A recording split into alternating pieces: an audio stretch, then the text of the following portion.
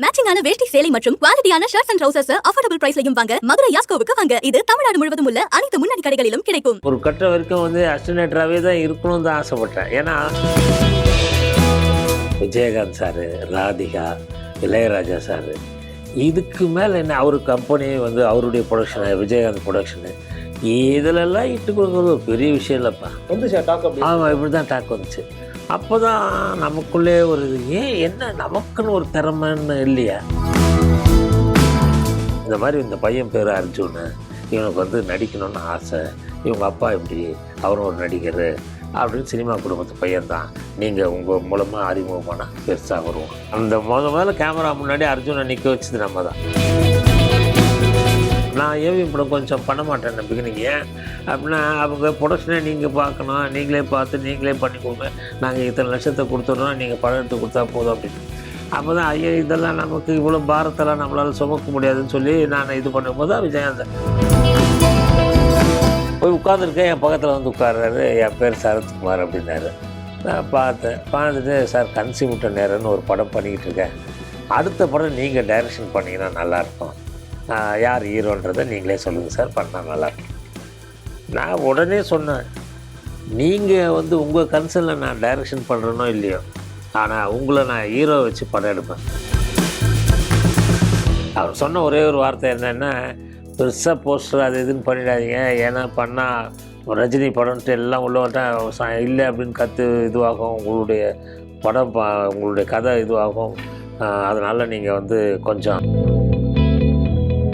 Vikatan news அனைவருக்கும் ஜினதத்தனின் வணக்கம். இன்னைக்கு என்னோட சிறப்பு விருந்தினர் ரைட்டர், டைரக்டர், ஆக்டர் திரு செந்தில்நாதன் அவர்கள். வணக்கம். வணக்கம் சார். எஸ்ஏசி சார் அப்பா கிட்ட ஐடியா இருக்காங்க, அவர்கிட்ட போய் நம்ம ஐடியா சேர்றோம் நம்ம இல்லையா. அசிஸ்டன்ட் டைரக்டர் அந்த 10 வருஷம் எப்படி இருந்துச்சு? நிறைய படங்கள் அவரோட வேலை பார்த்துருக்கீங்க. அவரோட ஒரு 20-25 படத்துக்கு ஒர்க் பண்ணேன் அசிஸ்டன்ட் டைரக்டர். என்னன்னா ஒரு கட்ட வரைக்கும் அசிஸ்டன்ட் டைரக்டராகவே தான் இருக்கணும்னு தான் ஆசைப்பட்டேன். ஏன்னா காலையில் 7 மணிக்கு போயிடுவோம், 7 மணிக்கு போயிட்டா வச்சிடணும், 7 மணிக்கு நைட்டு எப்படியோ 10-11 மணி ஆகிடும் வீட்டுக்கு வர்றதுக்கு. அதனால் தினம் அப்படியே போயிட்டே இருந்ததுனால நமக்கு எந்த இதுவும் இல்லாமல் பிரச்சனை இல்லாமல் இருந்தது, ஃபேமிலியும் பிரச்சனை இல்லை. அப்பா சொன்னது வருதோ 9 மணிக்கு போனால் 5 மணி, இதுலேருந்து 7 மணிக்கு போனால் 10 மணி வீட்டுக்கு வந்துடலாம். 10-11 மணி ஆகிடும். சில நேரத்தில் அவுடோர்லாம் போயிட்டா வரவே முடியாது, அப்படியே அங்கேயே இருந்துருவோம். அதுலேயே நமக்கு சரி இதே போதும்ன்றது தான் இருந்தது அசிஸ்டன்ட். ஏன்னா அவர் என்னை கொஞ்சம் கற்றுக்கிட்டதுக்கப்புறம் அவரே செந்தில் நீங்கள் பண்ணுங்கள், நான் ரெஸ்ட் எடுக்கிறேன்னு. இல்லைன்னா நான் இன்னொரு ஷூட்டிங் வச்சுக்கிறேன், 2 ஷூட்டிங் வச்சுப்போம், நீங்கள் ஒன்று பண்ணிகிட்ருக்கேன், நான் ஒன்று பண்ணிக்கிட்டு இருக்கேன்னு. இல்லை ஒரு பக்கம் டிஸ்கஷன் போகிறேன் அப்படின்வார். இப்படி பகிர்ந்து பண்ணிக்கிட்டே இருந்ததுனால டைரக்டர் ஆகணுன்ற அந்த எண்ணம்லாம் இல்லவே இல்லை மனசில். சரி இதே நல்லா இருக்கேன், இதே கம்ஃபர்டபுளாக அப்பா டைரக்ட் பண்ண கூட தோணுது இல்லையா? நம்மளாடி ஷூட்டிங்லாம் போயிருக்கேன், ஆகணும்லாம் தோணவே இல்லை. டைரக்டர் ஆகணுன்ற அந்த இதுவே எண்ணெல்லாம் இல்லாமே தான் வேலை பார்த்துட்டே தான் இருந்தோம். என்ன ஆகணும்னு ஆசை இருந்துச்சு உங்களுக்கு? என்னவோ இல்லை, இதான் ஒர்க் பண்ணுறோம். நம்ம தான் நிறைய விஷயம் என்னென்னா, சந்திரசேகர் சார் நம்ம என்கிட்ட என்ன சொல்லுவார், எந்த ஆர்டிஸ்ட் வந்தாலும் அவங்ககிட்ட சொல்லுவார், எல்லாமே செந்தில்நாதன் தான், நீங்கள் எதுவாக இருந்தாலும் அவர்கிட்ட தான் கேட்கணும், டேட் வேணுமா அவர்கிட்ட தான் கேட்கணும், வேறு எதாவது இருந்தாலும் அவர்கிட்ட தான் நீங்கள் சொல்லணும், என்கிட்ட எதுக்கும் வரக்கூடாது அப்படின்றார். அதனால் அது ஒரு பெரிய இதுவாக இருந்தது, நமக்கு ஒரு பெரிய கௌரவமாக இருந்தது. நமக்கு நிறைய இது ஆர்டிஸ்ட் கோஆர்டினேஷன் போது நமக்கு நிறைய ரெஸ்பான்சிபிலிட்டி இருந்தது, பொறுப்புகள் நிறைய இருந்தது, அதில் வேலையும் அதிகமாக இருந்தது. அதனால் நமக்கு போய் டைரக்டர் ஆகி அதெல்லாம் இல்லை அப்படின்றது தான் அப்படியே தான் இருந்தோம். அதில் எந்த இதுவும் இல்லாமல் இருந்தது. ஒரு கட்டத்துக்கு அப்புறம் தான் அவங்க மிஸ்ஸஸ் தான், ஷோபா மேடம் தான் என்ன பண்ணாங்க, ஒரு நாள் திடீர்னு தான் நாங்கள் வேலைக்கு போகிறேன், ஆஃபீஸ் போகிற மாதிரி போனோன்னா இல்லை வாங்க ரூம்குள்ளே உட்காந்து பேசணும் உங்ககிட்ட அப்படின்னாங்க. என்ன பேச போகிறாங்க, எதாவது சொல்ல போகிறாங்க அப்படின்னு தான் இருந்தோம். டைரக்டரும் வந்தார், இவங்க தான் ஆரம்பித்தாங்க. என்ன நீங்கள் உங்களுக்கு டைரக்டர் ஆகணுன்ற அந்த இதுக்கே போகாமல் நீங்கள் பாட்டு காலையில் கம்ஃபர்டபுள் இருக்கீங்க, அதனால் வெளியே போனீங்கன்னா தான் நீங்கள் டைரக்டர் ஆவீங்க, இங்கே இருந்தீங்கன்னா நீங்கள் டைரக்டர் ஆகுற மாதிரி உங்களுக்கு அந்த இதுவே இன்ட்ரெஸ்டே இல்லை, கண்டுபிடிச்சிட்டாங்க. அதனால் நீங்கள் வெளியே போகிறதா பெட்டர்னு நினைக்கிறேன் அப்படின்னாங்க. அதுக்கு முன்னாடி என்ன நடந்துச்சுன்னா, ஒரு 6 மாதம் முன்னாடி டைரக்டரே உள்ளே கூப்பிட்டு, செந்தில் ரொம்ப வருஷம் பண்ணிகிட்ருக்கீங்க, நிறைய எல்லாமே நல்லா இதுவாக பண்ணுறீங்க, அப்படி இருக்கும்போது உங்களை நானே டைரக்டர் ஆக்குறேன் அப்படின்னாரு. சரி அவரே டைரக்டர் ஆக்குறேன். நான் முதல்ல வேணாம் சார், எதுக்கு சார் இங்கே அதெல்லாம் பண்ணிகிட்டு இருக்கேன், அதே டைரக்ஷன் இங்கே உங்ககிட்டயும் பண்ணிகிட்டு இருக்கேன், இதே இது வெளியே போய் புதுசாக என்ன பண்ணுறது அப்படின்னா, இல்லை உங்களுக்குன்னு ஒரு இண்டிவிஜுவல் நேமோட இண்டிவிஜுவல் டைரக்டர் அப்படின்ற பேர் வரணும், அதனால் நானே தயாரிக்கிறேன், நீங்கள் வந்து டைரக்ஷன் பண்ணுங்கன்னு. சரி ஓகே, அவரு அப்புறம் தான் யார் ஹீரோன்னும் போது அவர் நானே ஹீரோவாக நடிக்கிறேன் அப்படின்னாரு. ஓ ஓகே. அந்த ஒரு காரணம் தான் என்ன ஆயிடுச்சுன்னா, பூஜை போகிறதுக்கு எம்எஸ் விஸ்வநாதன் சார் தான் மியூசிக்கு முதல் படத்துக்கு. கம்போசிங்லாம் சாங் கம்போசிங்லாம் பண்ணியாச்சு, பூஜை நாளைக்குன்னு முடிவு பண்ணியாச்சு, இன்விடேஷன்லாம் அடித்தாச்சு, எல்லாமே அந்த டைட்டில் வந்து தங்கச்சி கல்யாணம். இவர் ஹீரோ, இளவரசி மேடம் இவங்க ஹீரோயின் அப்படின்ட்டு பூ போடுற மாதிரி அந்த பொண்ணு கல்யாண குளத்தில் இருக்க மாதிரி டிசைன்லாம் ரெடி பண்ணி மறுநாள் தினத்தந்தியில் குவார்டர் பேஜ் வரா மாதிரிலாம் எல்லாம் ரெடி பண்ணியாச்சு. இன்விடேஷன்லாம் அடித்து வந்துடுச்சு, எல்லாருக்கும் இஷ்யூ பண்ணிட்டாங்க, எல்லாம் பண்ணிட்டாங்க. நாளை காலையில் பூஜை முதல் நாள் அந்த ஜென்வர்தாஸ்னு ஒரு ஃபினான்சியர், அவர் தான் டைரக்டருக்கு பர்மனெண்ட்டாக ஃபினான்ஸ் பண்ணுவார். அவர் வந்தார், உள்ளே போய் என்ன பார்த்தாரு, சிரிச்சிட்டு வணக்கம் சொல்லிட்டு உள்ளே போனார். கதவை சாத்துனாங்க, என்ன பேசுனாங்க தெரியல. அவர் ஜென்வர்தாஸ் வெளியே போகும்போது நல்லா வருவீங்க செந்தில்நாதன் அப்படின்னு சொல்லிட்டு தான் போனார். அப்புறம் தான் டைரக்டர் உள்ளே கூப்பிட்டு இல்லை வேண்டான்ட்டாங்க, ஏன்னா அவரும் ஃபஸ்ட்டு படம், நீங்கள் வந்து ஹீரோ பண்ணி ரிஸ்க் எடுக்க வேணாம், அவர் நல்லா வரணும்னு நீங்கள் நினச்சிங்கன்னா இதை ட்ராப் பண்ணிவிடுங்க, ஒரு பெரிய ஹீரோ வச்சு அவர் பண்ணட்டும், அதனால் இது நீங்கள் நாளைக்கு பூஜை எல்லாருக்கும் இன்விடேஷன் கொடுத்துட்டேன்னு இருக்கேன், இல்லை நீங்கள் எல்லாருக்கும் இன்விடேஷன் கொடுத்தா கூட இந்த படத்தை நீங்கள் ட்ராப் பண்ணுறது தான் நல்லது, நீங்கள் செந்தில்நாதனுக்கு நல்லது செய்யணும்னு நினச்சிங்கன்னா படத்தை ட்ராப் பண்ணிட்டு கேட்டேன். அதனால் அந்த படம் ட்ராப் ஆகி போச்சு. அதுக்கப்புறம் திருப்பி அந்த படத்தை நம்ம எடுக்கணும் அப்படின்றது, ஏன்னா நீங்கள் அதுக்கப்புறம் நிறைய படங்கள் பண்ணிட்டு சார் வந்து அதுக்கப்புறம் கேட்டார் எப்பயாவது திருப்பி பண்ணலாம் அப்படின்னு, அவருக்கும் அந்த இன்ட்ரெஸ்ட் போயிருச்சு. அவருக்கும் அந்த ஹீரோன்றது அப்புறம் கேரக்டராக பண்ணிருக்காரு. ஆனால் அதான் அவர் படங்கள்லையுமே அப்பப்போ வருவார், அதெல்லாம் பண்ணுவார். ஆனால் அவருக்கு அந்த ஆசை அவருக்கும் போயிருச்சு, அது ஆசை போயிடுச்சு. அவருக்கு ஹீரோ நடிக்கணும் ஆசை, அதனால தான் விஜய் ட்ரெயின் பண்ணி வந்தார், பண்ணி கொண்டு வந்தார். இப்போ சோபாமாவும் உங்களோட ஃபேமிலியிலும் நல்லாவே, ஏன்னா அவங்க ஸ்கூல்ல ஒன்னா சீனியர் அப்பெல்லாம் எல்லாமே நீங்க நீலகண்டன் சாரோட இல்லையா, அது அந்த நட்பும். எங்க அக்காவும் சோபா மேடமும் ஒன்னா படிச்சாங்க, ஷீலாவும் அவங்க தங்கச்சி ஷீலாவும் நானும் ஒன்னா படித்தேன். நாங்கள் 2 பேரும் ஒன்னா தான் ஸ்கூலுக்கு போவோம். சின்ன வயசுலேருந்தே உங்களுக்கு முதல் படத்தை பிளான் பண்ணி கேப்டன் வந்து கொடுக்குறாங்க, ஏன்னா அது இன்னைக்கு வரைக்கும் இண்டஸ்ட்ரியில பூந்தோட்ட காவல்கர் அவருடைய மறைவு நீங்க கூட அந்த பாட்டு தான் எல்லா இடத்துலயுமே ஓடிட்டு இருந்தது. அது அவ்வளோ ஒரு பெரிய பாதிப்பை ஏற்படுத்திச்சு எல்லாருக்குமே. அந்த பாக்கியம் கூட சொல்லலாம் உங்களோட அந்த பர்டிகுலர் அந்த ராஜா சாரோட குரல்ல ஏழையான நீ செய்த தியாகம்னு வரும்போது வந்து எல்லாம் அது பொருந்தி போகுது அவருக்கு. ஸோ உங்களுக்கு திரும்ப யோசிச்சு பார்க்கும்போது, ஏன்னா இன்னைக்கு 36 வருஷம் ஆயிடுச்சு அந்த படம் வந்து, 88 வந்த படம் வந்து. கேப்டன்னா உங்களுக்கு என்ன முதல்ல மனசுல வருது கேப்டன்னாலே? இல்லை எனக்கு என்னென்னா, அவர் வந்து ஒரு வார்த்தை சொன்னார் முதல்ல பிகினிங்கே, நான் அசிஸ்டன்ட் டைரக்டர் ஒர்க் பண்ணும்போதே சொன்னார், செந்தில் நான் தான் உங்களை வந்து டைரக்டர் ஆக்குவேன் அப்படின்னாரு.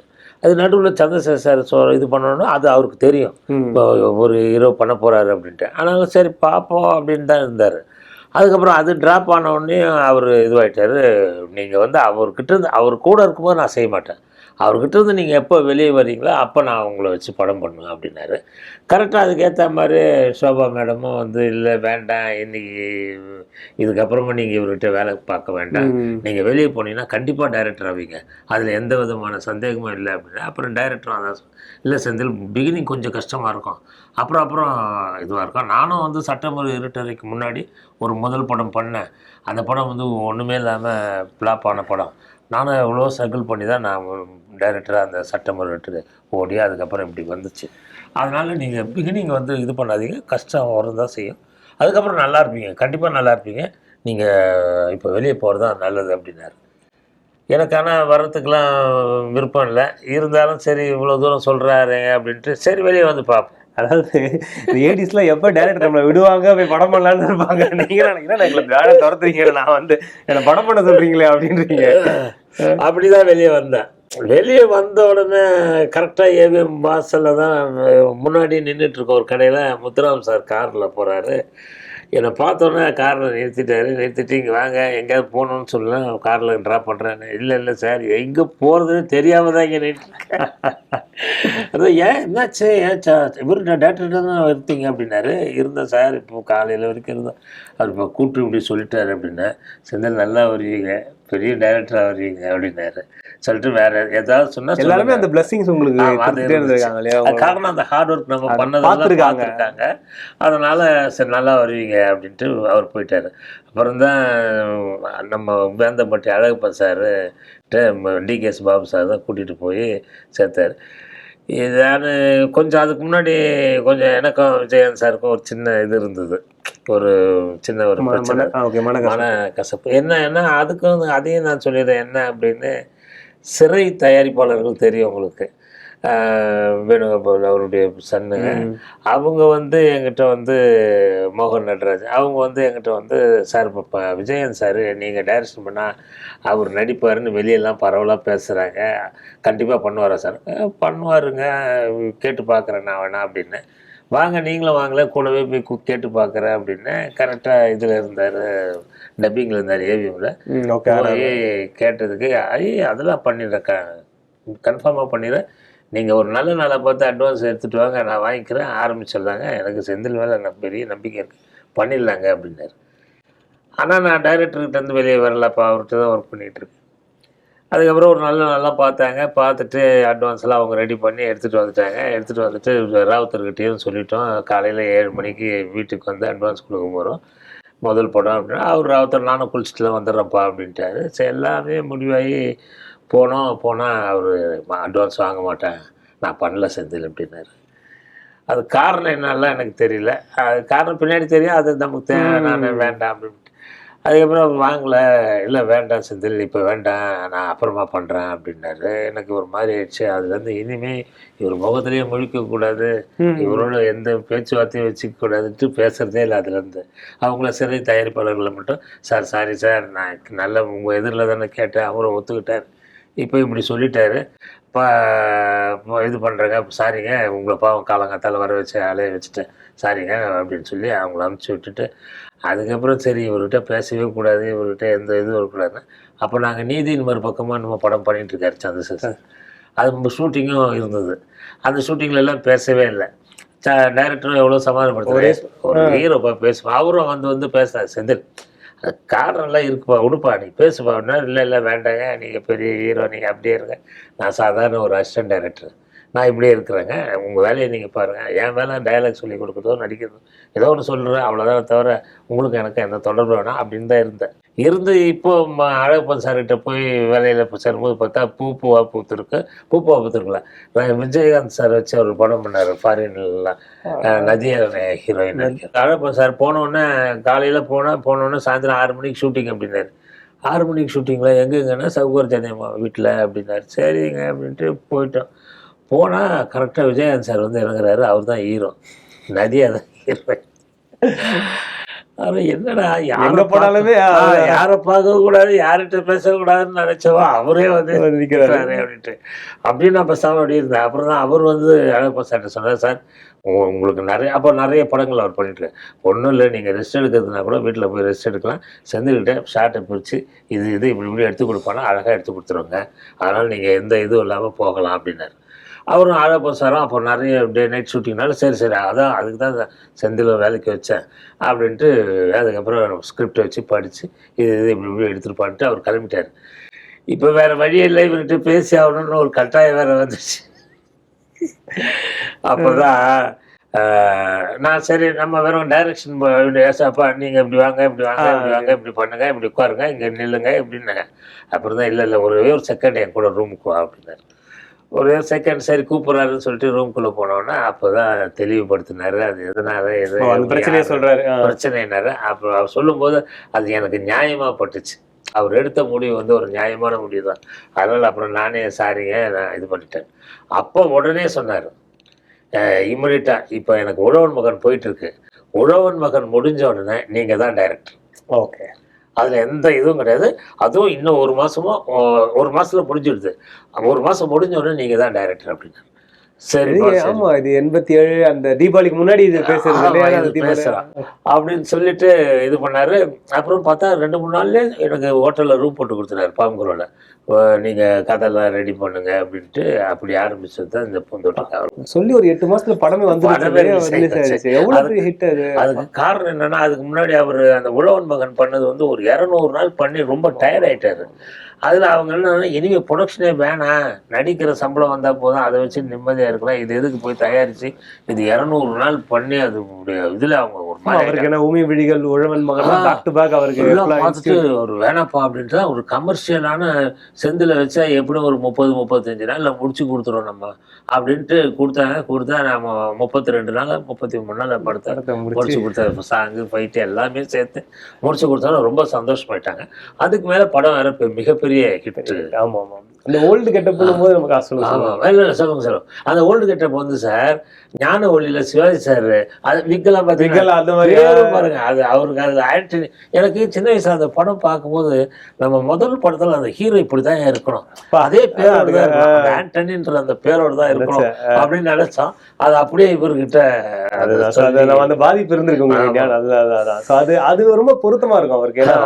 ரொம்ப பொருத்தமா இருக்கும். ரொம்ப அவருக்கு போட்டு ரொம்ப நல்லா இருந்தது. கெட்டப்பே புதுசா இருந்தது. என்ன அதே மாதிரி என்ன பாடல்கள் படத்துல இளையராஜா சார் எல்லா சில்வர் ஜூப்ளி இல்ல சார் அது 175 நாள் படம். ஆனா அதுக்கு முன்னாடி அதுக்கான நெகட்டிவ் இது விமர்சனங்கள் அதெல்லாம் நிறைய. இப்போ பெரிய ஹிட் கொடுத்தது அப்புறம் பொதுவாக அது திரும்பியும் படங்கள் அவங்களுடைய தொடர்ந்து நடக்கிற மாதிரி இருக்கும். விஜயகாந்த் சாருக்கு உங்க மேல ஒரு மிகப்பெரிய ஒரு அன்பு அபிப்பிராயம் இருக்கு. ஒரு திறமைக்காரர் பாரு வித்தகாரர் தெரியும், படம் பண்ண தெரியும், அதை ஹிட் ஆகி கொடுத்துட்டாரு. திரும்பி ஏன் அந்த கூட்டணிக்கு பொதுவாக தொடர்ந்து பண்ணுவாங்க இல்லைங்களா? அதுக்கப்புறம் நீங்க பார்த்தா நீங்க சரத்குமார் சார் ஹீரோவா கொண்டு வரீங்க. அர்ஜுன் சார் வந்து அப்போ வந்து 2-3 படங்கள் தான் பண்ணியிருந்தாரு, நிறைய படங்கள் பண்ணல, கன்னடால பண்ணியிருந்தாரு. இப்போ அவர் கொண்டு தொடர்ந்து அவர் வச்சு ஹிட் கொடுக்கறது. ஆனந்த்ராஜ் சார் ஒரு பக்கம் வந்து அவர் வந்து ஏன்னா நமக்கு இப்ப எல்லாரும் ஒரு வில்லன் நடிகர், ஒரு காமெடி நடிகர் பாக்குறோம். பட் ஆரம்பத்துல உங்களோட படங்கள்லாம் டபுள்யூ சப்ஜெக்ட்லாம் ஒன் ஆஃப் தி ஹீரோ பண்ணாரு. ஸோ ட்ராக்கை மாத்தி வேற மாதிரி படங்கள் பண்ணினாரு. ஏன் அப்படின்னு தெரியுமா சார்? உடனே என்ன சொன்னாங்கன்னா, விஜயகாந்த் சாரு, ராதிகா, இளையராஜா சாரு, இதுக்கு மேல என்ன அவர் கம்பெனி வந்து அவருடைய ப்ரொடக்ஷனு, விஜயகாந்த் ப்ரொடக்ஷனு, இதுலெல்லாம் இட்டு கொடுக்குறது ஒரு பெரிய விஷயம் இல்லப்பா. வந்துச்சு டாக் இப்படிதான் டாக் வந்துச்சு. அப்போதான் நமக்குள்ளே ஒரு ஏன் என்ன நமக்குன்னு ஒரு திறமைன்னு இல்லையா அப்படின்னு. இன்னொன்று என்னன்னா, செகண்ட் பிக்சரை அர்ஜுனை வச்சு படம் எடுத்தது என்னன்னா, அதுக்கு முன்னாடி அர்ஜுன் வந்து கர்நாடகாவில் வந்து இங்கே வந்தோன்னே முதல்ல மீட் பண்ணதே அவர் எஸ்.ஏ. சந்திரசேகர் சார் தான். மயிலை குருபாதம் தான் அவர் கூட்டிட்டு இந்த மாதிரி இந்த பையன் பேர் அர்ஜுன், இவனுக்கு வந்து நடிக்கணும்னு ஆசை, இவங்க அப்பா எப்படி அவர் ஒரு நடிகர் அப்படின்னு சினிமா குடும்பத்து பையன்தான், நீங்கள் உங்கள் மூலமாக அறிமுகமானால் பெருசாக வருவான் அப்படின்னு அவர் மயிலை குருபாதம். அப்போ நான் சிகப்பு மனிதன் ரஜினி சார் படம் பண்ணிக்கிட்டு இருக்கோம்.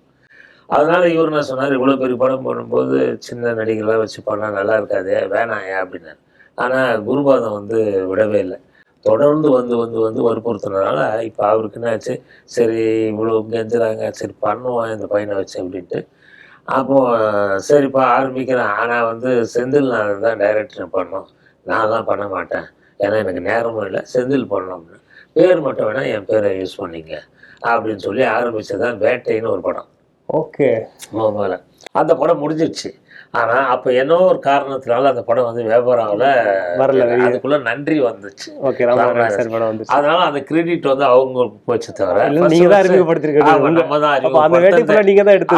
அந்த முதல்ல கேமரா முன்னாடி அர்ஜுனை நிற்க வச்சது நம்ம தான்.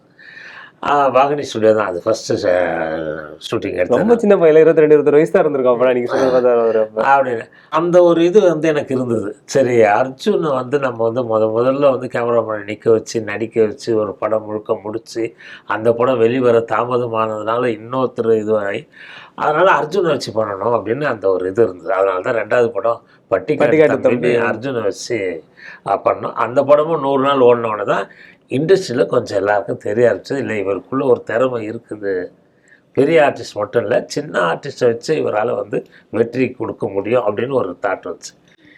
அதுக்கப்புறம் படித்த பிள்ளை அவரே டக்கு என்ன பண்ணிட்டாரு, சொந்த படம் பண்ணுங்கன்னாரு. சொந்த படம் பண்ண அப்புறம் தான் சத்யா மூவிஸ், ஏவிஎம், எல்லாருமே பூர்ணச்சந்திரம் எல்லாரும் வந்துட்டாங்க. இப்போ விஜயகாந்த் சாருக்கு என்னென்னா நான் எந்த படம் பூஜைக்கு போனாலும் செந்தில் நீ தான்ப்பா இதுக்கு டைரக்டரு, நான் சொன்னப்பா ராவுத்தர்கிட்ட எல்லாருக்கிட்டையும் சொன்னேன், அவரே டேட் இல்லை இருக்கார், 10 படத்துக்கு மேலே கையில் இருக்குது, அவரே எங்கேயா வந்து பண்ண போகிறார். நம்ம யாராவது புது ஆளுங்களுக்கு கூப்பிட்டு கொடுப்போம்ப்பா, அவரு தான் வளர்த்து விட்டு அவரு எங்கேயோ போயிட்டாரு, அவரை போய் எதுக்குப்பா கூப்பிடுறீங்க? இதனாலதான் உங்களுக்கு திருப்பி எனக்கு அமையவே இல்லை, அமையாமையே போயிட்டே இருந்தேன். நான் மட்டும் எப்போ கூப்பிட்டாலும் செந்தில் பா என்னப்பா ஏவிஎம் படம், நான் ஏவிஎம் படம் கொஞ்சம் பண்ண மாட்டேன் பிகினிங்க அப்படின்னா, அவங்க ப்ரொடக்ஷனே நீங்கள் பார்க்கணும், நீங்களே பார்த்து நீங்களே பண்ணி கொடுங்க, நாங்கள் இத்தனை லட்சத்தை கொடுத்துட்றோம், நீங்கள் படம் எடுத்து கொடுத்தா போதும் அப்படின்னு. அப்போ தான் ஐயா இதெல்லாம் நமக்கு இவ்வளோ பாரத்தெல்லாம் நம்மளால் சுமக்க முடியாதுன்னு சொல்லி நான் இது பண்ணும்போது தான் விஜயகாந்த் செந்தில் இது ஒரு பேராக இருக்கும், நீ ஏவிஎம் படம் பண்ணேன்னு ஒரு சரித்திரத்தில் பேர் வரும், நானும் அப்படி தான் பண்ணேன் மாநகருக்கு. அது மாதிரி நீ பண்ணுறது தான் கரெக்டு, பரவாயில்ல ப்ரொடக்ஷன் யாரையாவது கூட வச்சுக்கிட்டு பண்ணி முடிச்சு கொடுனாரு. அப்புறம் தான் சரிட்டு பண்ணேன் அந்த படம். அது மாதிரி நாங்கள் நட்பில் தான் இருந்தோம். ஒரு நாள் ஷூட்டிங் இல்லைன்னா கூட 2 பேரும் ஒன்றா உட்காந்துருவோம். அவர் நீங்க சொன்ன மாதிரி இப்ப படிச்ச பிள்ளைக்கெல்லாம் அவர் பூஜைக்கெல்லாம் வந்திருப்பாரு, ரஜினி சார் வந்திருப்பாரு, இவரும் வந்திருப்பாரு, எல்லாருமே. இல்லை ஒவ்வொரு படம் ஃபர்ஸ்ட் டே ஷூட்டிங்கும் நான் வீட்டுக்கு போய் பார்த்துட்டு தான் போவேன். விஜயகாந்தை பார்த்து தொடர்ந்து ஒரு வழக்கமாக வச்சிருந்தேன். அப்படியே தான் போயிட்டு இருந்தோம். உளவுத்துறை கூட நம்ம தான் அந்த படம் போய் பண்ணி கொடுத்தேன், 125 அப்படின்ட்டு கொஞ்சம் கூட இருந்து பண்ணி கொடுங்க அப்படின்னாரு. சரி பண்ணி கொடுத்தேன். ஏன்னா அவரு அறிமுக இயக்குனர் தான் பண்ணாரு, ரமேஷ் நினைக்கிறேன். ரமேஷ் ரொம்ப நாள் படப்பிடிப்பு இருந்ததுனால படம் முடியாம இருந்தது. அப்புறம் தான் சரி, அவர் இன்ஸ்டியூட் இல்லையா, இன்ஸ்டியூட் தான் வருமே. அந்த காரணத்தால தான் அம்மையில 2 பேருக்கும். ஆனா நீங்க கதைகள் வச்சிருந்தீங்களா விஜயகாந்த் சாருக்கு? கதை வந்து அது மட்டும் இல்லை, இன்னொன்று என்னென்னா அதான் செல்வமணி தான் சொல்லுவாப்புல, பூந்தோட்ட காவல்காரர் மட்டும் வெற்றி அடையலைன்னா நாங்களும் கிடையாது, யாருமே கிடையாது. உண்மை. அதுக்கப்புறம் என்னென்னா அவருடைய இது முடிவும் எப்படி இருந்துச்சுன்னா, இந்த ஒரு படம் பண்ணுவோம், இதுவும் நமக்கு சரியாக அமையலை அப்படின்னா, படம் ஓடலை சரியாக அமையலை, ஒன்று நஷ்டம் வந்துச்சுன்னா ஃபர்தராக நம்ம படம் எடுக்கக்கூடாதுன்னு முடிவு பண்ணார். ஆனால் இந்த படம் கொடுத்த லாபம், இந்த படம் கொடுத்த ஒரு புத்துணர்ச்சி அவருக்கு வந்து இது வெற்றி வந்து அவர் 55 படம் எடுத்தார். இதோட நிறுத்தணும்னு நினைச்ச ஒருத்தர் கமா போட்டு தொடர் அந்த புள்ளி பக்கத்துல புள்ளி வச்சு போயாச்சு. இல்ல எத்தனை அறிமுக இயக்குனர்கள் கேப்டன் வந்து இன்ட்ரோ듀ஸ் பண்ணிருக்காரு, எல்லாரும். இந்த ஒரு வெற்றி தான். சரத்குமார் சார் ஒரு தயாரிப்பாளர், அதாவது இப்ப இருக்க நிறைய பேர் தெரியாது, கன்செப்ட் நேரம். அப்ப ஆரம்பத்துல ஒரு தயாரிப்பாளரா இருந்தாரு. அவர் வந்து ஒரு ஹீரோவா கொண்டு வந்து அவரை தொடர்ந்து நிறைய படங்கள் நீங்க அவரை வச்சு பண்ணிருக்கீங்க. நீங்க நட்சத்திர நாயகன், இளவரசன், ஆரம்பத்துல பாலைவன. சோ அவருக்கும் உங்களுக்கும் அவர் ஒரு ஹீரோவா, ஏன்னா பார்க்கவே ஆள் சூப்பரா இருப்பாரு. இப்ப 70 வயசுலயுமே சூப்பரா இருக்காரு. அப்போ 30கள்ல இன்னும் சூப்பரா இருந்திருக்காரு. ஆனா அப்ப இருந்து இயக்குநர்களுக்கு பெருசா அவர் ஏன்னா வில்லனா பண்ணிருக்காரு. புலன் சார் நிறைய படங்களை பார்த்திருக்கோம். அவர் ஹீரோ மெட்டீரியல் உங்க கணக்கு மட்டும் அப்படி தெரிஞ்சாரு அவரு? இல்லை சார், நான் புலன் விசாரணை பார்த்தேன். வில்லனா பண்ணோடனே எனக்குலாம் இவர் நல்லா இருக்காரு அப்படின்னு தோணுச்சு. அதோட விட்டேன், அதோட மைண்ட்லாம் இல்லை. சந்திரசேகர் சாருடைய வீடு கிரகப்பிரவேசத்துக்கு காலையிலே நான், ஏன்னா நிறைய படங்கள் கையில் இருந்ததுனால சரி காலையிலே 7 மணிக்கெலாம் போயிட்டு டைரக்டர்கிட்டே சொன்னேன், காலையில் 7 மணிக்கு வந்துடுறேன் சார், ஒரு 1/2 மணி நேரத்தில் போய்டுவோம் சார், தப்பாக நினைக்காதீங்க. போய் உட்காந்துருக்கேன், என் பக்கத்தில் வந்து உட்கார்றாரு, என் பேர் சரத்குமார் அப்படின்னாரு. நான் பார்த்துட்டு சார் கன்சிமுட்ட நேரம்னு ஒரு படம் பண்ணிக்கிட்டு இருக்கேன், அடுத்த படம் நீங்கள் டைரக்ஷன் பண்ணிங்கன்னா நல்லாயிருக்கும், யார் ஹீரோன்றதை நீங்களே சொல்லுங்கள் சார், பண்ணால் நல்லாயிருக்கும். நான் உடனே சொன்னேன், நீங்கள் வந்து உங்கள் கன்சர்னில் நான் டைரக்ஷன் பண்ணுறேனோ இல்லையோ, ஆனால் உங்களை நான் ஹீரோ வச்சு படம் எடுப்பேன் அப்படின்னாரு. இல்லை சார், எனக்கு பொண்ணு இருக்குது சார், 2 பொண்ணு இருக்குது அப்படின்னு. அதெல்லாம் உன் முகத்தில் தெரியல, நான் உன்னை ஹீரோ வச்சு படம் பண்ணுவேன் அப்படின்ட்டு நான் கிளம்புறேன்ட்டு வந்துட்டேன். கரெக்டாக அதுக்கேற்ற மாதிரியே பாலைவன பறவைகள் கதை கிடச்சிது. கிடச்சோன்னே நான் முதல்ல அது சொந்த படமாக தான் பண்ணணும்னு நினச்சேன். அப்புறம் மணி ஐயர் கூப்பிட்டு என்னப்பா இப்போ பண்ண போகிறீங்க, இந்த மாதிரி சொந்த படம் பண்ண போகிறேன், ஒரு புது ஹீரோ ஒருத்தர் கிடச்சிருக்காரு, அவரை வச்சு பண்ணோம். அதெல்லாம் வேணாங்க, நான் பண்ணுறேங்க, இப்படியே இப்போ உட்காருங்க அப்படின்ட்டு உட்கார வச்சுட்டேன். உட்கார வச்சு வந்தால் யார் ஹீரோ அப்படின்னும் போது இந்த மாதிரி சரத்குமார் ஒரு தம்பி இருக்காங்க அப்படின்ட்டு வர வச்சு பார்த்துட்டு ஓகே அப்படின்னாரு. அப்புறம் தான் ஆனந்தராஜ் கேட்டு அவரை வச்சு அவரையும் பார்த்துட்டு ஓகேண்ணே. அப்படி ஆரம்பித்த படம், அந்த படம் பெரிய ஹிட் ஆகிடுச்சு, 100 நாள் ஓடிட்டு. அந்த கதையை நான் சந்திரசேகர் சார்கிட்ட சொன்னேன், இப்போ என்ன இது இந்த மாதிரி ஒரு லைன் பண்ணுறேன் சார், நல்லா இருக்குப்பா, ஆனால் இது ஹிந்தி லைன்ப்பா, தமிழை விட இது ஹிந்திக்கு சூப்பராக ஒர்க். நான் வந்து பிரகாஷ் போகடையை நீ காப்பி ரெடியானோன்னு சொல்லு, நான் பிரகாஷ் போகடையை கூப்பிட்டு வந்து பார்க்க வைக்கிறேன். கரெக்டாக அவர் வந்து பார்த்தார், படம் பார்த்த உடனே வாங்கிட்டார். ரஜினி சார் சரத்து கேரக்டர் பண்ணார் ஹிந்தியில். நீங்கள் பண்ண படங்களில் நிறைய, இப்போ செந்தில் அண்ணன் நிறைய படங்கள் இருந்திருக்காங்க. இப்போ கவுண்டமணியனும் செந்தில் அண்ணனும் அவங்களோட காமெடி ட்ராக் இருக்குது. இப்போ இந்த தலைமுறையில் இருக்கிற நிறைய பேர் வந்து அவங்க அதாவது இந்த குறிப்பிட்ட சில காமெடிஸ் சொல்றேன், அவங்களாம் ரசிச்சிருப்பாங்க. ஆனா அது உங்களுடைய படங்களும் நிறைய பேர் தெரிஞ்சிருக்காது. இப்ப சொன்ன மாதிரி நட்சத்திர நாயகன் சொன்ன மாதிரி டிடெக்டிவ் திருவாசகம்ன்றது ஒரு தனி ட்ராக். அதுல அவங்க பண்றது ஏன்னா ஒரு டெய்லர் எல்லாத்தையும் மாத்தி மாத்தி திருடங்களை பிடிக்கிறேன்னு சொல்லிட்டு ஒரு தனி ட்ராக் இருக்கும். இப்ப இளவரசன் எடுத்துக்கிட்டா கவுண்டர் வந்து கராத்தே மாஸ்டர் மாதிரி வந்து அந்த ஊர்ல ஏமாத்தி தெரிவாரு. அது வடிவேலன் கூட இருப்பாரு. இப்ப ஆரம்பத்துல இப்ப படிச்ச பிள்ளையாகட்டும், இப்ப பெண் புத்தி முன்புத்தி ஒரு படத்துல வந்து எலும்பு கூட அது ஒரு தனி ட்ராக். நிறைய பேருக்கு தலை மட்டும் கவனம் பண்ணி எடுத்திருக்க ஃபுல்லா எலும்பு கூட ஆயிடுவாரு.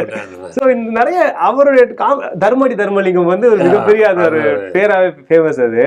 ஸோ இதை காமெடிகள் ட்ராக்கா இருந்தா கூட அது ஒர்க் அவுட் பண்ற விஷயம் இருக்குல்ல. ஏன்னா அந்த காலத்துல இதுக்குன்னு ஒரு தனி ஒரு ரசிகர் கூட்டமே இருந்துச்சு. எப்படி இருந்தது இவங்களோட தொடர்ந்து வேலை பார்த்திருக்கீங்க நீங்க? கவர்மெண்ட் செந்தில நிறைய படங்கள் பண்ணிருக்காங்க உங்களுக்கு. எப்படி இருந்துச்சு அந்த அனுபவம்? எனக்கு வந்து முதல்ல நான் வந்து பாட்டாளி மகன்ல தான் அதுல தான் ஒரு கவுண்டமணி சாரோட அதுல எனக்கு என்ன அவருக்கும் எனக்கு நான் ரொம்ப காமெடி ரசிப்பேன். சொன்னாலும் ரசிப்பேன். எனக்கு அவ்வளவு எனக்கு அதுல கார் காமெடியில அதுல எனக்கு ஆர் சுந்தரராஜன் சாரே ரொம்ப பிடிக்கும். இந்த ஒரு காமெடி இதனால மணிவண்ணன் சார் இவங்க கூட எல்லாம் நல்லா பழகும். அதுல இருந்து எனக்கு வந்து சரி படம்னா நம்ம இவரும் கவுண்டமணி சாரையும் செந்தில வச்சு எல்லா இதுலேயும் பண்ணணும்னு தான் ஆசை.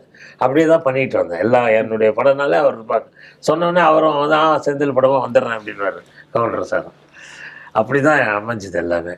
அதில் ஏவிஎம்மில் வந்து அந்த எலும்புக்கூடு காமெடி வந்து நாங்கள் பண்ணவே இல்லை. ஃபுல்லாக படம் முடிச்சிட்டோம். சரவணன் சார் படத்தை பார்த்துட்டு இன்னொரு விஷயம் பண்ணால் நல்லா இருக்கும் சாங். நான் அப்போ எங்கே அவுடோரில் இருக்கேன். அது இந்த மாதிரி ஃபோன் பண்ணி சொன்னார், சார் மாதிரி வாங்க இப்படி ஒரு இது வச்சுருக்கோம், இந்த மாதிரி எலும்புக்கூடில் இது போடுற மாதிரி போனால் போட்ட படம் அதை பழைய சாங்கே போடுற மாதிரி இது பண்ணேன். அப்புறம் தான் இல்லை சார் நான் வர முடியாது சார் அப்படின்னேன். அப்படின்னா சொல்லுங்கள், நான் இவர் கேமராமேன் பாபு சார் வச்சு பண்ணிக்கிறேன் அப்படின்னாரு. அவருடைய அசிஸ்டன்ட் கேசவன் சார் தான் என்கிட்ட இது. சரி சார், ஏன்னா பாபு சார் கூட ஒர்க் பண்ணியிருக்கேன் நான். அதனால் ஓகே சார். அப்புறம் பாபு சாரும் அவங்க சேர்ந்து தான் எடுத்தது. இல்லவே இல்லை.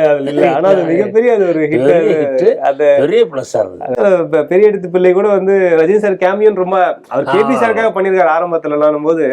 இப்ப நீங்க அந்த நான் சிகப்பு மனிதன் அந்த நட்புனால வந்துட்டு அவர் வந்து பண்றது. ஏன்னா அதுல வந்து சொன்னாரு ரஜினி சார், செந்தில் நான் உங்களுக்கு ஏதாவது ஒன்று பண்ணுவேன் அப்படின்னாரு.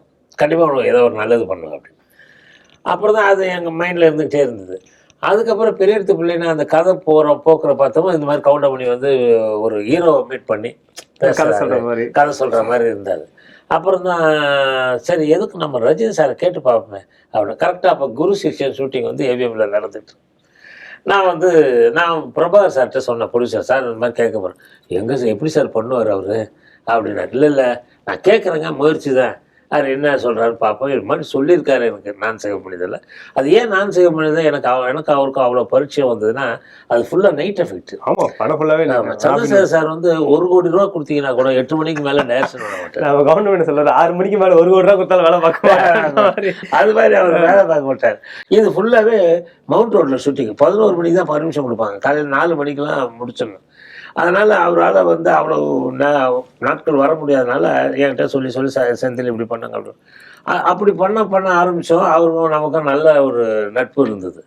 அதில் தான் அவர் இதை சொன்னார், நான் உங்களுக்கு ஏதாவது நல்லது பண்ணுவேன் அப்படின்னு. அது எனக்கு ஞாபகம். சரி இந்த இது நம்ம ஏன் அப்ரோச் பண்ணக்கூடாது அப்படின்னு சொல்லிட்டு ஏவிஎம் போனோம். குரு சிஷன் ஷூட்டிங்கில் அவர் தூரத்துலேருந்து என்னை பார்த்துட்டாரு. பார்த்தோடனே கொஞ்சம் விட்டு லைட்ஸ் ஆஃப் பண்ணி செந்தில் வந்து பேசிட்டு வந்துடுறாரு. அது வந்தார், என்ன செந்தில் வேணும், என்ன விஷயமா வந்தீங்க சார்? இந்த மாதிரி ஒரு கதை பண்ணியிருக்கோம், அதில் நீங்கள் வந்து இது பண்ணால் அப்போது நல்லாயிருக்கும், உங்கள்கிட்ட கதை சொல்கிற மாதிரி கவுண்டர் பண்ணி அது உங்கள் வீட்டிலேயே கூட எடுத்துக்கிறோம் அப்படின்னு. அப்படியே எப்போ ஷூட்டிங் அப்படின்னாரு. என்னது எப்போ ஷூட்டிங்கிறாரு அப்படின்ற. எப்போ ஷூட்டிங்? நாளைக்கு அப்படின்னாரு. இல்லை சார், நான் அவர்கிட்ட சொல்லணும், தயார் பண்ண அரேஞ்ச் பண்ணணும், அது ஒரு 2 நாள் டைம் கொடுங்க, 3ஆவது நாள் நான் பண்ணிடுறேன் அப்படின்னு. அப்புறம் தான் போயிட்டு சரின்ட்டு போயிட்டாரு. அவங்க வீட்லேயே வச்சு அப்படியே அவ்வளோ சிம்பிளாக முடிஞ்ச விஷயம். ஒன்றுமே இல்லை பாருங்க. எந்த இது என் மேனேஜரை பாரு, அவரை பாரு, யோசிச்சு சொல்கிறேன் இல்லை அப்புறமா நாளைக்கு வந்து பாருங்க, எதுவுமே இல்லை. போனோம், இறங்கினோம், பார்த்த உடனே இம்மிடியட்டாக அடுத்த செகண்டே ஒரு இன்சிடென்ட் ஞாபகம் வருது சார். மௌலி சார் சொல்லியிருப்பாங்க ஒரு வாட்டி, நன்றி மீண்டும் வருகன்னு ஒரு படம் பிரதாப் வச்சுக்கும் போது இதே மாதிரி ஒரு சின்ன ஒரு கேமியோ டேரக்டா கேட்டா டக்குன்னு வந்தாரு. எனக்கு உடனே 2 மணி நேரம் ஷூட், அதாவது காலையில யோசிக்கிறோம், நைட்டு முடிஞ்சிருச்சு. அவருக்கு அன்னைக்கே நடந்திருக்கு போல. டிசிஷன் அதான் அவரே எடுக்கிறதுனால தான் ஈஸியா இருக்கு. இது பாருங்களேன், அவர் யூஸ்வலா இருக்கிற அதே குர்த்தா ஒயிட் அண்ட் ஒயிட் அப்படியே வந்தாரு அப்படியே பண்ணாரு. டப்பிங் வந்தாரு.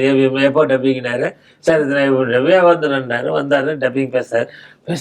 என்ன சார் 1 மணி நேரம் எடுத்துருப்போமா? இல்லை சார் 2 hours இவ்வளோ எடுத்துருக்கோம், இவ்வளோ பண்ணிருக்கோம், 4 படம் பண்ணிடுவோம். ஆனா அது என்ன அப்படின்னு வந்துச்சு. அப்படியே தம்பி ஊருக்கு புதுசா, தம்பிக்கு எந்த ஊர் அது? ஆமா அதான் ராஜசேகர் சார். அது சரவணன் சார் கூப்பிட்டோன்னே இந்த மாதிரி அந்த படம் நீங்க பஞ்சு சாரோட பண்ணணும் அப்படின்னா சரிங்க அப்படின்னா. அப்புறம் ஏதோ ஒரு காரணங்களால் அப்போ ராஜசேகர் சார் கொஞ்சம் படம் இல்லாமல் இருந்தார். அப்போ நம்ம நிறைய 10 படம் கையில் வச்சுக்கிது. அவர் தான் இல்லை இந்த மாதிரி அவர் ராஜசேகர் சார் இப்போ கொஞ்சம் இதுவாக இருக்கார், அதனால் அவர் ஐயோ நல்லா தாராளமாக பண்ணட்டும் சார், பரவாயில்ல சார் பரவாயில்ல. ஸோ அப்படி நீங்கள் படம் நிறைய இருக்கிறதுனால நமக்கு அந்த இதுவும் தெரியல. சரி இல்லை அதெல்லாம் நான் கேன்சல் பண்ணிட்டு வர்றேன் அப்படின்லாம் நம்ம இதில் ஏன்னா நம்மளை நம்பி தயாரிப்பாளர்கள் படம் கொடுத்து. ஸோ இல்லைன்னா நீங்கள் ரஜினி சாரோட நீங்கள் அப்படியே ஒரு பண்ணியிருப்பேன், அப்படியே கண்டினியூ ஆயிருப்போம் நாங்கள். அது எனக்கு இன்னொரு விஷயம் கூட நான் பார்த்தேன், அந்த பர்டிகுலர் சீன்ல அவர் பொதுவாக அவருடைய மகள்களை பெருசாக எங்கேயுமே காட்டினது கிடையாது. ஆனால் அந்த படத்துல ஒரு ஷார்ட் அவங்க ஃபேமிலி போட்டோ காட்டிட்டு தான் ரஜினி சார் காட்டுற மாதிரி இருக்கும். அது வீட்டிலே இருந்ததுனால நமக்கு அதெல்லாம் எதுவும் சொல்லல அவங்க. அவர் சொன்ன ஒரே ஒரு வார்த்தை என்னன்னா, பெருசா போஸ்டர் அது இதுன்னு பண்ணிடாதீங்க, ஏன்னா பண்ணா ரஜினி படம்ட்டு எல்லாம் உள்ள வந்தால் இல்லை அப்படின்னு இதுவாகும், உங்களுடைய படம் உங்களுடைய கதை இதுவாகும், அதனால நீங்கள் கொஞ்சம் அப்படியே இருந்துச்சுன்னா வந்தாங்க உள்ள வந்தாங்க பார்த்தாங்க, விளம்பரமே படத்தில் ரிலீஸ் பண்ணி விளம்பரப்படுத்தவே இல்லைங்க. ஆனால் கொஞ்சம் நம்ம சைடில் என்ன பண்ணிட்டாங்க, வியாபாரத்துக்காக இது பண்ணிட்டாங்க, லைட்டாக வெளியே போஸ்டர்லாம் போட்டாங்க. அதனால என்ன ஆயிடுச்சுன்னா அவர் சொன்னது தான் நடந்துச்சு. நானே நாகேஷ் தேட்டரில் போய் உட்காந்து பார்க்குறேன், படம் எப்படி இருக்குது. இப்போது ரஜினி பயங்கர க்ரௌடு, ஃபுல்லாக ரிட்டர்ன் வேற போது, அவ்வளோ இதில் உள்ள வந்துடும், கத்துறாங்க, ஒரு கதையை பார்க்க மாட்டேன்றாங்க. அவர் எங்க தலைவர், எங்க தலைவர் அப்படின்றாங்க. ஓகே, இப்போ நீங்க எஸ்எஸ் சார் கிட்ட கோடர் டிராவல் நிறைய படங்கள் 10 வருஷம் டிராவல் 20-30 படங்கள் பண்ணியிருந்தீங்க. இப்போ நீங்க வெளியே இயக்குனரா வர காலகட்டத்துல தான் சங்கர் சார் அங்க ஏடியா சேர்ந்தாங்க. கிட்டத்தட்ட 80 அந்த நான் இருக்கும்போது அதான் அந்த காலகட்டம் சொல்றேன் நான். அதான் நீங்க இருக்கும்போது நீங்க அவர் ஒரு 100 படங்கள் அப்புறமா நீங்க வெளியே வந்தீங்க. அப்போ அவர் இந்த மாதிரி ஒரு காமெடி ட்ராக் எழுதிட்டு இருந்த நாடகங்கள் எல்லாம் அந்த மாதிரி பண்ணிட்டு இருந்தவர் இல்லையா? அவர் நீங்க தான் கண்டுபிடிச்சு வந்தீங்கன்னு சொல்லி சொன்னாங்க. தில்லைராஜன் ஒரு நாடக நடிகர். அவர் ஒரு நாள் அவருடைய நாடகம் கலைவாணர் அரங்கத்தில் பண்ணுறாரு.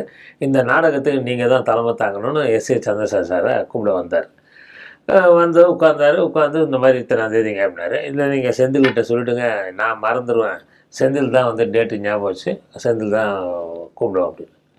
அப்புறம் என்கிட்டையும் சொல்லிட்டு போனார். நான் என்ன பண்ணேன், அந்த தேதியில் கரெக்டாக அந்த தேதியில் இருக்கணும் சார், இந்த மாதிரி தில்லைராஜா ஒரு நாடகத்துக்கு நீங்கள் தலைமை தாங்கணும்னு கூப்பிட்டாருங்களே, ஒரு மாதம் கழிச்சு, நம்ம போயிட்டு வந்துடலாமா சார்னு. போயிட்டு வந்துடலாம்ப்பா அப்படின்னாரு.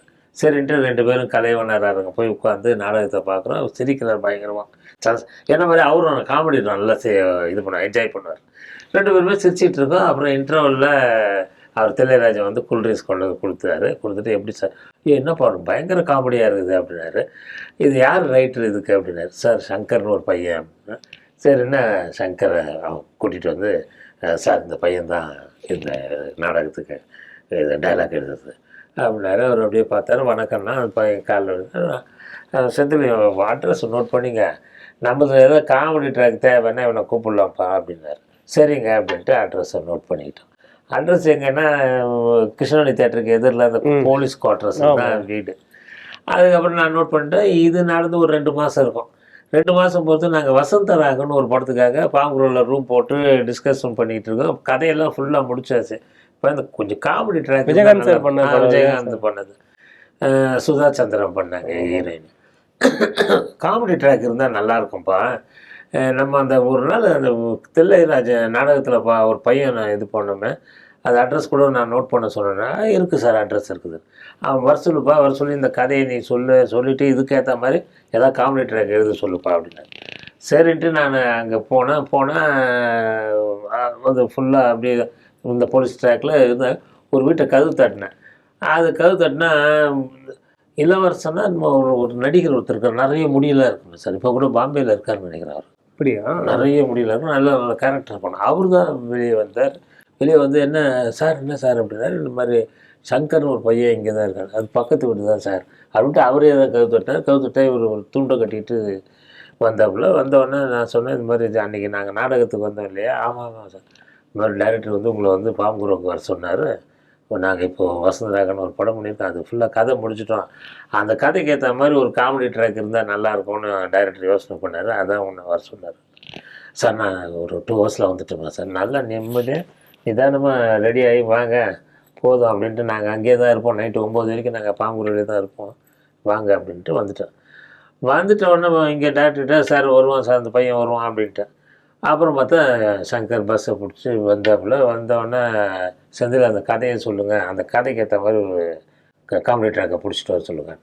அப்புறம் அந்த ஃபுல் கதையை சொன்னோடனே சங்கர் சரி சார் ஒரு 2 நாள் டைம் கொடுங்க சார். நான் 2 நாள் இல்லைப்பா 3 நாள் கூட டைம் எடுத்துக்க, நல்ல காமெடி ட்ராக்கு நல்லதாக வரணும் மாதிரி எழுதி கொடுங்க. அப்புறம் தான் போயிட்டு ஒரு 3 நாள் பொறுத்து காமெடி ட்ராக் எழுதி எடுத்துகிட்டு வந்தாப்புல. எடுத்துகிட்டு வந்து சொன்னாப்புல இந்த மாதிரி. அப்போ என்ன சொன்னால் 2 பேர் ப்ரெஸ்ஸில் ஒர்க் பண்ணுறாங்க, கோவை சார் மாதிரி ஒரு காமெடி நடிகை. அவங்க வந்து அவங்கள 2 பேரும் விரும்புகிறாங்க. இதில் யார் உண்மையாக விரும்புகிறாங்கன்னு அவங்க தெரிஞ்சுக்கிறதுக்காக இப்போ எடுத்துகிட்டு வந்து வச்சுட்டு இதில் வந்து பாய்சன் இருக்குது, இதை யார் எடுத்து குடிக்கிறாங்களோ அப்படின்ட்டு ஒரு காமெடி அதை குடிப்பார் சந்திரசேகர் சார். குடித்த உடனே அது அப்புறம் ஒரு நடிப்பார்னு நம்ம போட்டது. அவன் சொன்னது வந்து 2 நடிகருக்கு இந்த மாதிரி நடிகர் யார் குடிக்கிறாங்களோ அவங்க தான் அப்புறம் உண்மையாக அதில் நான் விஷயம் கலக்கலை, நீ தான் என்னை உண்மையாக நேசிக்கிற அப்படின்ட்டு கல்யாணம் பண்ணிக்கலாம். இப்படி ஒரு ட்ராக் ஒன்று எழுதி எடுத்துகிட்டு வந்தாப்புல. அதனுடைய முதல் நாள் ஷூட்டிங்கு அங்கே வடபேட்டில் ஒரு ப்ரெஸ் இருக்குது, அந்த ப்ரெஸ்ஸில் தான் ஷூட்டிங்கு. அப்போ அந்த ப்ரெஸ்ஸுக்கு சங்கர் வந்தாப்புல. வந்துட்டு டைரக்டர்கிட்ட போயிட்டு இந்த மாதிரி சார் அசிஸ்டன்ட் டைரக்டராக சேர்ந்துக்கிறேன்னு சார் அப்படின்னு. அப்புறம் தான் டைரக்டர் இல்லை செந்தில் இது பண்ண, செந்திலுங்கம்மா அசிஸ்டன்ட் டைரக்டராக சேரணுன்றான் அப்படின்னாரு. பார்த்தோம். அப்போ எல்லாருமே அப்படியே தான் இருக்கிறோம். ஒரு எடிட்டிங் ரிப்போர்ட் எழுதுறவங்க எடிட்டிங் ரிப்போர்ட் எழுதிட்டு இருக்கோம், அசோசியேட்டாக இருக்கோம், எல்லாருமே அந்த. அப்புறம் தான் சரி ஒருத்தர் வரட்டுமே, ஒருத்தர் மேலே போட்டோம் அப்படின்ட்டு தான் ராஜேந்திரன் ஒருத்தர் அப்போ தான் கிளாப் அடிச்சிட்டு இருந்தாவில். நீ எவ்வளோ வருஷமாக கிளாப் அடிச்சிட்டு இருக்க, இந்த பையனுக்கு கற்றுக் கொடுத்து இவன் கிளாப் அடிக்கிட்டான் அப்படின்ட்டு நீ இந்த பாடுற அப்படின்ட்டு அவனை மேலே தூக்கி போட்டு இல்லை சார் சேர்த்துக்கலாம் அப்படின்னோன்னா சரிப்பா அப்படின்ட்டாரு. அப்புறம் தான் அந்த கிளாப் அடிக்க சொல்லி கொடுத்தோம். ஒரு 3 நாள் 4 நாள் சொல்லி கொடுத்தாங்க. அதுக்கப்புறம் கிளாப் அடிக்க கற்றுக்கிட்டாப்புல. அப்படி தான் சினிமாவில் ட்ராவலிங் வந்தது. வசந்தராகம் தான் முதல் படம். தேங்க்யூ சார், ரொம்ப தேங்க்ஸ் சார். வேட்டி சேலைய மேட்சிங்லயும் மற்றும் குவாலிட்டியான ஷர்ட்ஸ் அண்ட் ட்ரவுசர்ஸ் அஃபோர்டபிள் பிரைஸ்லயும் வாங்கணுமா? அப்போ மதுரை யாஸ்கோவின் ஷர்ட்ஸ் அண்ட் ட்ரவுசர்ஸ்ல தான் வாங்கணும். இது தமிழ்நாடு முழுவதும் உள்ள அனைத்து முன்னணி கடைகளிலும் கிடைக்கும். உனக்கும் எனக்கும் வேஷ்டியும் சேலையும் இனி என்றும் ஒன்றாய்.